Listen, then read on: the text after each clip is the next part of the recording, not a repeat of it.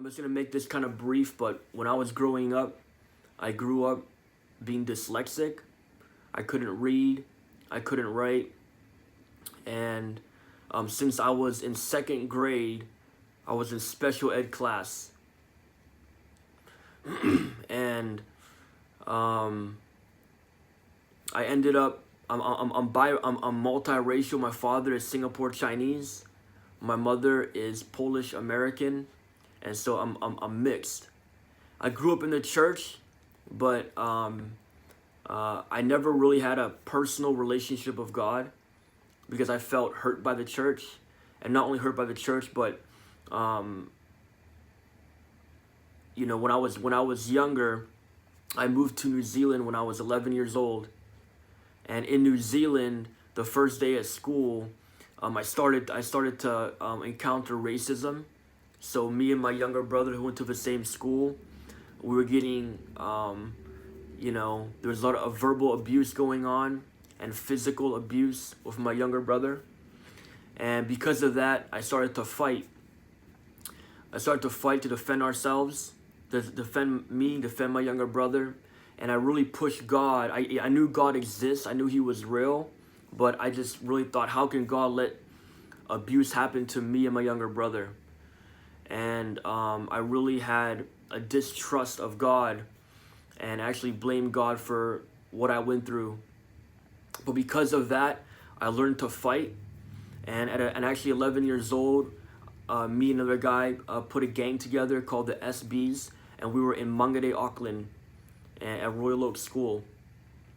And at 13 years old, my family left and we moved to Penang, Malaysia. And in Penang, Malaysia, because of where I was mentally, education, like I said, I was dyslexic, I couldn't read. My examination scores to see where I was average through the nation, I think I was bottom 12% or 13%. Bottom 12 or 13%, okay, on my scoring exam. So it's to kind of evaluate where I am. So that tells you right there, I had problems in school. But anyways, I joined a local triad, which is Chinese Mafia or Chinese Secret Society. I got recruited into one when I was 13 years old, and I was in the Chinese Mafia for quite some years. And my goal in the Chinese Mafia was to raise in the ranks, and I wanted to become a Tai Lo. That was my dream, was to become a Tai Lo, become a boss in the Chinese Triads. And if you know about Penang, Malaysia, the city is an island, is about 1.5 million people, maybe 1.7 million people, and there's a lot of Chinese gangs out there. There's a Chinese Mafia. And I got kicked out of school at 13, so before I never even finished 8th grade. So my 9th grade, I was already out of school, and so my boss in the Chinese Triad said, "Choby, because you're out, I'm gonna train you. I'm gonna train you to be, you know, to learn about the ways of a Chinese Triad." And so I learned the ways of the Chinese Triads, from everything, from how to dress to all kind of different stuff. I mean, I was really groomed to be the poster boy in the Chinese Triad in Penang, Malaysia. And from then on, you know, I thought this is gonna be my life. This is my future. And because I couldn't study, and I felt abandoned by God, and all this stuff like that. I had misconceptions of who he was. I just synced myself deeper and deeper into the underground network and how everything worked. So the Chinese Triads are involved in everything. They're involved in prostitution. They're involved in white collar crime and different things like that. They have a heavy influence inside Penang, Malaysia, and I was just getting immersed. But me and my group, we were more of just the fighters inside our Chinese group. And so every time there was a problem, we were down there and we were ready to fight all the time. And so by the time I was 17, we left back to America, and I was planning only to come back for maybe a year and then go back to Malaysia. But as I was back here in America, I actually went to Pittsburgh, Pennsylvania, and I had a feeling that my girlfriend back in Malaysia was cheating on me. So I called up my boss in Malaysia and I said, hey, I call him Tylo, so we called the bosses over there. But I said, can you please find out if my girlfriend is cheating on me? About a day later, he gave me a call and said, Choby, she's cheating on you.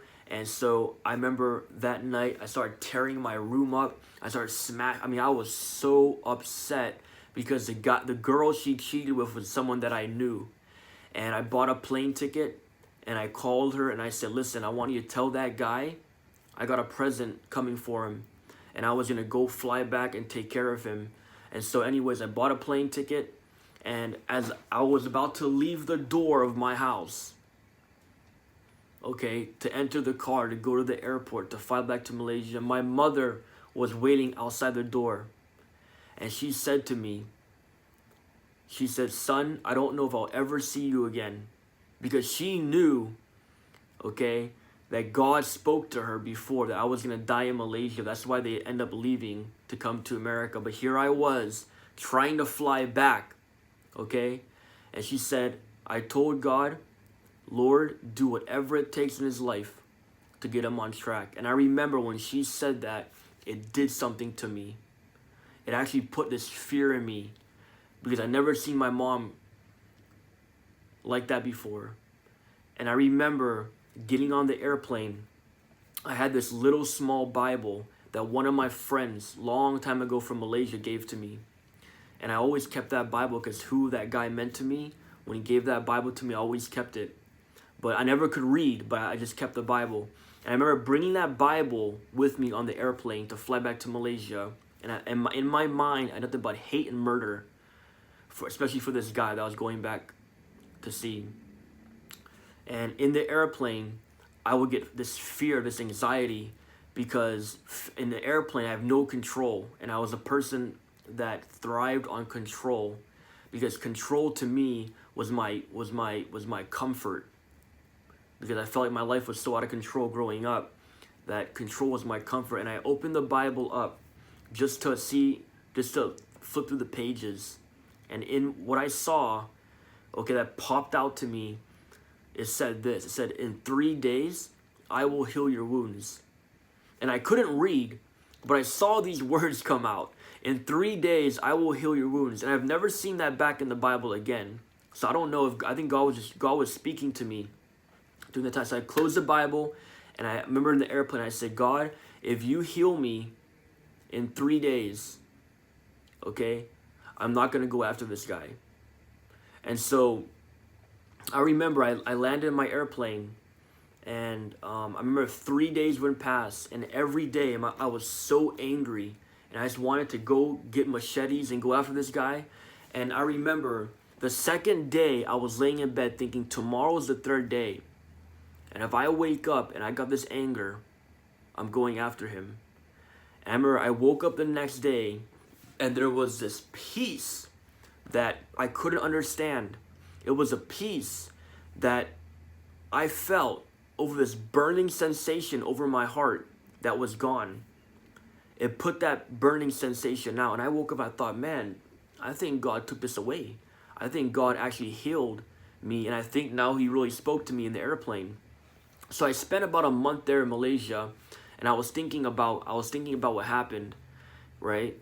But I ended up hanging out with the Triad, and I went to a club, and I was with two other guys, and my friend comes to me and says, Choby, I have some rivals here in the club. And I said to him, I said, bro, I really don't want to fight right now. I just want to chill, have a good time, drink at the club.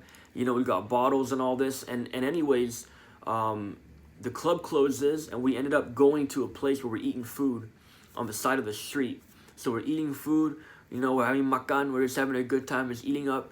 And all of a sudden, this car pulls up, and these same rivals of a different Chinese mafia comes over and sits down to a table next to us. And my friend looks at me and says, Choby, you ready to fight? I said, let's go. And we started fighting these guys. Fight, beat them up, whatever. Chairs were flying everywhere. And then we leave. The next day, I get a phone call. And my friend calls me and says, Choby, he says, I'm at I'm at a mall here, Gurney Plaza. If you guys are from Penang, you know where Gurney Plaza is. That used to be our area, or our Triads area. And they said, these guys are here and they're looking for you because you fought those guys last night. So I went over to this mall, right? And I met with the two guys I was with before. And I was going to go up to the top floor where there's a billiard, a pool, like a snooker center. And my boss was there waiting for me to figure out what was going on. So we had guys up there waiting for me and the couple guys that I was with. And I'm at the elevator on the first floor. And all of a sudden I see guys start walking next to me. And they're walking. I don't know who they are. They don't recognize me and I don't recognize them. But as I'm waiting for the elevator to come down, I can see the elevator numbers 5, 4, 3, 2, 1. And all of a sudden the elevator opens up. And that gang who was looking for me at Gurney Plaza was inside the elevator. And these guys walk out and they start talking to the guys behind me. So I know that this triad is grouping right there where I'm at. And as they come out, I'm surrounded because I got guys behind me and the guys in the elevator. And as they walk out, me and my two friends, we walk inside the elevator. And the only guy that recognized us, I can see him because his face was beat up. As he's walking out, he turns his head and he's talking in Chinese that these are the guys that beat him up last night. So me and my two friends are in the elevator, and these guys outside the elevator start shouting. Long story short, the boss over there, I just at the same time when they're shouting, I felt this power. I felt this presence that was around me, and I felt death. I cannot explain what the spirit of death feels like, but I just felt death was right there. I felt like this was the moment I was gonna die. And I knew that I was such an evil person because 11 years old all the way till now, I was hardcore gangster. I was about drugs. I was getting involved with people in the Chinese mafia, destroyed lives. I mean, I was an evil person, and I just knew at that moment, I felt like this was my time, that I was gonna die. Okay? And I felt like I was gonna meet God, and at this thing, and it was such a spiritual time, and I was trying to ignore it because I got this gang in front of me. So it was something that was really awkward for me for this to happen. And I just thought to myself, if I die right now, I'm gonna go to hell because I don't know who God is. I have nothing invested in God. I have everything invested only in my own life and what I've built as trying to be a boss in the gang, trying to be a hardcore gang member and all this stuff. And so all of a sudden, this guy in front of me, who was their boss, pulls out a machete in his back. He had a machete, and he pulls it out, and we're in the middle of the mall, and he's pointing it to our necks, pointing to our face. And he's trying to get us to go to this parking lot, okay, at Gurney Plaza. And later on, we found out that they had cars up there, okay, 2, 3 cars full of machetes, full of samurai swords, waiting. They're trying to kidnap us to go there so they could chop us up. But at that moment, we were telling them we're not going anywhere and all this. And all of a sudden, I remember stepping back, and I thought to myself, man, that's so crazy because everything started happening so fast. But I thought about the spirit of death, and now this guy pulled a machete out, and I thought, this is my time. I took one step back, and I just said, Jesus, you got to save me. I prayed that real silently. Jesus, please save me. And there was a guy, actually, a guy that was from our triad that saw the group, and he walked towards the group, and he held the guy back when he found out that we were the same triad. And he held the guy back with the machete. And I remember when he held the guy back with the machete, we were able to get out. And I just remember thinking that night to myself, man, this was totally a God thing. So I called out to Jesus, and I saw that he saved me from a machete. The next day, I go to a club, and I'm taking ecstasy. And I used to love to pop pills, and I remember taking ecstasy, and I don't know what I took, but my body was dying.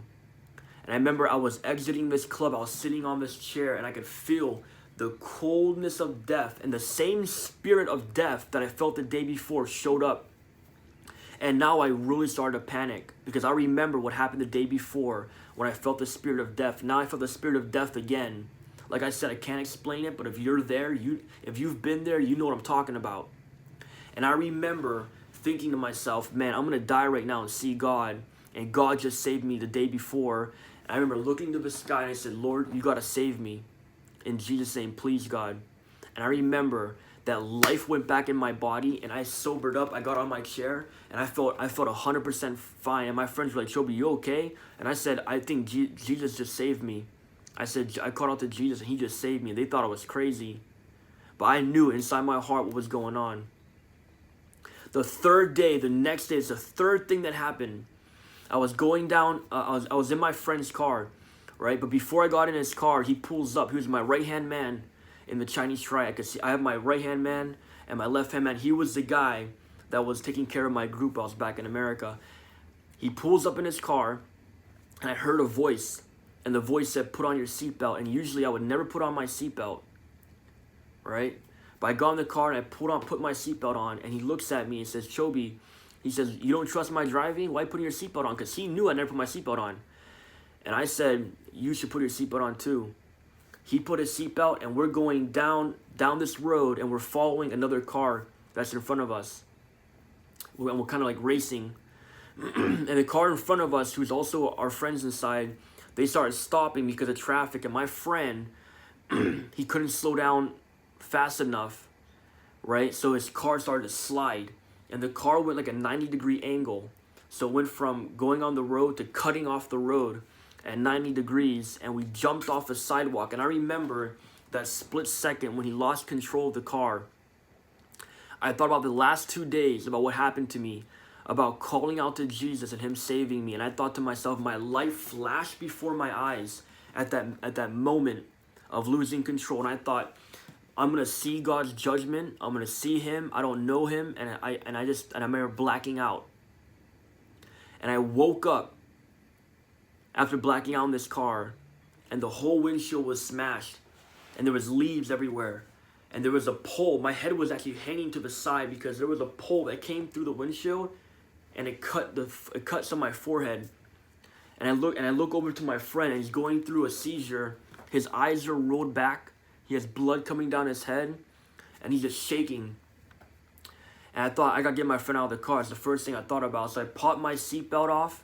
I don't know what we hit, but I just knew that our car was really bad because I knew the speed that we were going, no matter what we hit, I thought to myself, we're dead because of the impact. But I opened the car door, and I fall on the ground about 8 feet. And I don't know why I fell. I get off the ground, and I look at this car, and this car is sitting in between two tree branches. The car literally jumped off the sidewalk from the road, okay? And then after the sidewalk was about a 5 feet drop, and the car landed in between these two tree branches. So the car was snugged into this tree. Okay, and the front of the tree, or the front of the car, hit this house. And that thing that went past my head, almost took my head off, was this pole that was a beam from the house. So I get off the floor, and these villagers, Malay villagers, come out. They get my friend out of the car, and I remember my friend is laying in my lap, and he's bleeding everywhere, and he's passing out. He's losing consciousness. And he tells me, he says, Choby, please tell my family I love them. And he was saying, I can't feel my legs. And he was saying his last words. And I said, God, what do I do? And he said, pray for him. I heard a voice say, pray for him. So I started praying for him. I go in the ambulance. We get to the hospital. And my friend goes through for brain surgery, because he had a blood clot in the brain. And I'm in the hospital bed, and I remember thinking about everything that happened to me, with the machete to my neck, with the overdose, with the car accident. And every time I remember, I thought about God, and the name of Jesus brought a physical salvation to me. And I knew at that moment that I wanted salvation. I wanted to know more about God. At this point, God's reality became existing to me. And I remember in the hospital bed, I said, God, I want you. I want to know more about you. And I couldn't believe that God had so much mercy on me, who called on his name, even though I was a hardcore gangster, a hardcore gangster, okay? But Jesus saved me when I called to him. In the craziest time when I did not deserve it, he saved my life, and here I am in the hospital, and I gave my life to him. And I found a peace of God, a fulfillment in my life. I knew that when I asked God into my heart, what he did at that very second, I knew I walked into my destiny. I flew back to America, and I could not read the Bible, but when I opened the Bible up, right, I felt this heat come over my head. I just said, God, I don't know how to read. I'm 17, 18 years old. I don't know how to read. I pray that you will use your word to bring healing to my mind. And I remember every day I would open the Bible and I started to read the Bible. God started healing my mind, healing my mind. He broke the drugs in my life, right? He healed me from being dyslexic. 6 months later, God started changing me so much. He asked me to go back and quit the mafia. So I flew back and I quit the mafia. And that's a whole big story to itself, that how God protected me. And even as I was doing it, I could feel the Spirit of God with me in front of my boss. And I had to get out of the Chinese mafia traditional way, you know. But God gave me favor, and I was able to share about Jesus, okay, to my Tai Lo at the time. You know what I mean? And maybe he's watching right now. I don't know. But he knows that, you know, I love him and everything else. But a day after that, I called out the whole gang that was under me in Gurney Plaza to have a gang meeting. And I took that time to share about Jesus. And I told everybody I quit. So I had about 30 guys, maybe more at the meeting, maybe 35. And I told all of them that God changed my life. And I'm sorry for getting you guys involved and being, you know, your leader. And I'm done. I quit. I told him that I came out. And after that, God did more healing to me emotionally. He showed me my identity, that I'm a son of the King. I live a new life, right? And we just share about the Lord. And it hasn't always been easy. But I just want to share a little bit of my story to encourage you. Do never neglect the name of Jesus. Never neglect or doubt that he is right there with you. Even though if you've been through a bad circumstance, he is right there. Ask him to teach you the truth. Ask him to show himself to be reality. And if you truly believe that in your heart, salvation will come in your life. Fulfillment will come in your life. Purpose will come in your life. Truth will come into your life. Healing will come into your life. I don't care what you've been through. Okay, I was depressed. My family couldn't believe I started to smile. They thought I was on another drug, okay? But it was the Holy Spirit. It was God that came into my life. The love of God, right, that transformed a person. Even if you have PTSD, okay? Believe me, my mind was so screwed up because of the things in the gang, okay? Post-traumatic stress. God healed me. He allowed me to sleep. He allowed me to love other people. You imagine, I used to hate people, but now I'm loving people.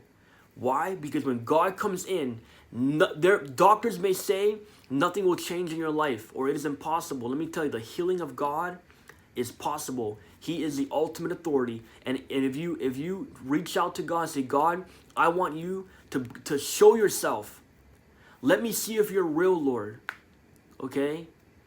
And if you truly mean it, if you have an inner desire for it, God is real. He will reveal his reality to you. And let me tell you, he will bring you out of the pit that you are in. I hope this was a blessing to you. Guys, God bless. And yeah, reach out to the Lord. He's right there. Believe me, he loves you more than you think. Take care.